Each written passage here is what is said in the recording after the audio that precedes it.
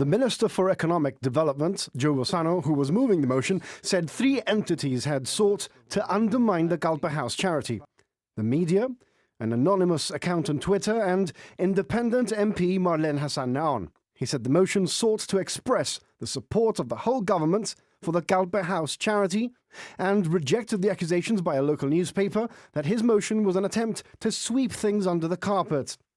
In fact, he said he was doing exactly the opposite, producing the truth about Calpe House and enlightening the public.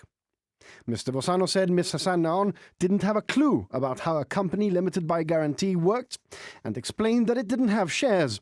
Therefore, he said he had told the truth when he told Parliament that the government hadn't had any dealings with Calpe House and accused Ms. Hassan Naon of ignorance. Mr. Bossano said the charity had found some resistance from members of the public to donate as a result of the negative campaigns waged against Calpe House. He said the damage had been done. If the people we've known all our life, we now cannot trust, even when there is no inkling, no indicator, nothing to show that money is missing or that anything is wrong, then what kind of society are we? What kind of people have we become in this place? Mr. Bossano said the lesson here was that it was important for people to check what they're being told before they decided to embark on a crusade.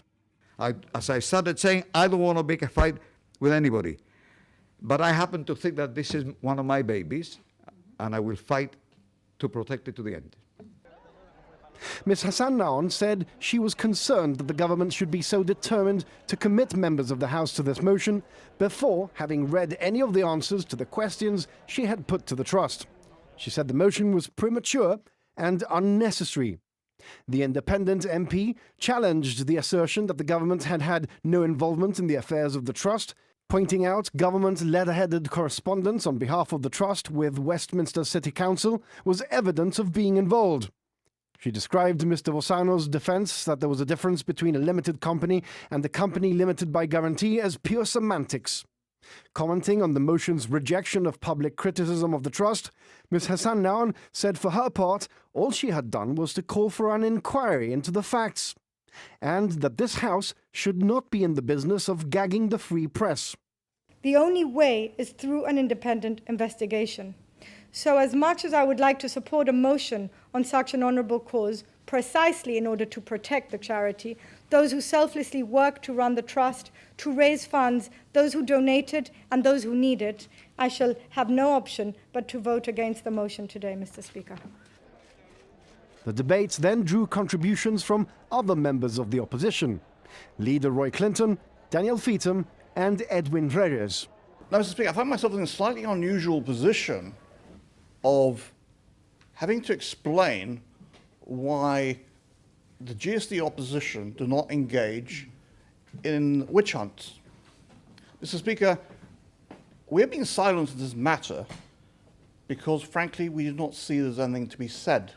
The idea that any of these people would sit idly by whilst the money of the charity was being siphoned away or misappropriated or uncleanly administered is as fanciful as it is grotesque.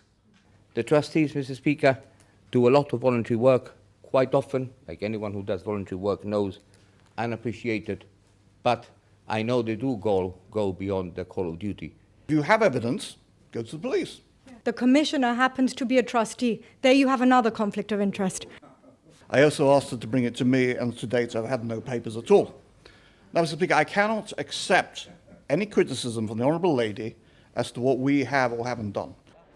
In his contribution, the Chief Minister said Ms. Hassan Naon was entitled to ask the Trust questions. But when those questions publicly tarnished the work of the Trust, and when there was unanimous support in the House for Calpe House, she should ask herself whether this was the right issue for her to stand alone on. We are not silencing anyone. We're not suggesting that she should not take points, and we're not for one moment trying to suppress her right to bring points. We're not silencing the media.